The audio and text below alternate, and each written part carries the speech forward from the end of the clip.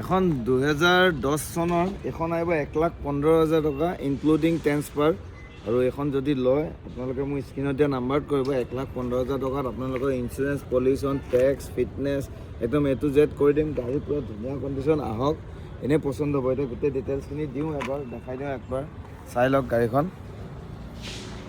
এখন চাওক কিমান ধুনীয়া হৈ আছে গাড়ীখন, চাৰিওফালৰ পৰা টায়াৰ কণ্ডিশ্যনো পূৰা ভাল আছে, টায়াৰ চেঞ্জ কৰিবও নালাগে। আৰু এইবিলাক বোকা দেই, এইবিলাক লেতেৰা নহয়, এইবিলাক বোকা হয়, মুচি দিলে গুচি যায় আছে, চব মুচি দিলে যায় আছে, এইটো বোকা হয়।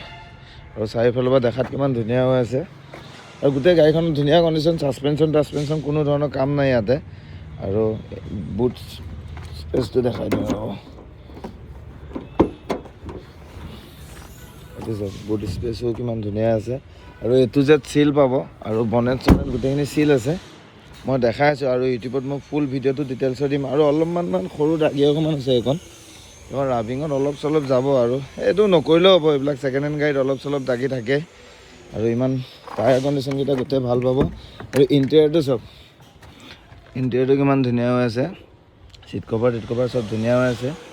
আৰু এইবিলাক ৰূপ চুপ চব ধুনীয়া হৈ আছে। আৰু স্ক্ৰীনত দিয়া নাম্বাৰটোত কণ্টেক্ট কৰিব। আৰু এপটো দেখাই দিওঁ আৰু ৰানিংটো দেখাই দি আছোঁ অলপ মানে। আৰু ইয়াতো কালাৰ অকণমান গৈ আছে।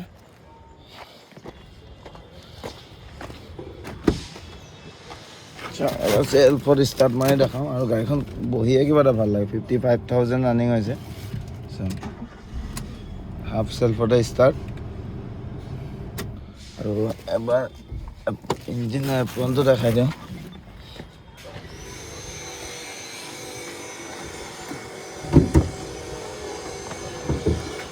চাওক এপ্ৰন চাওক, এইটো এপ্ৰন চিল আছে।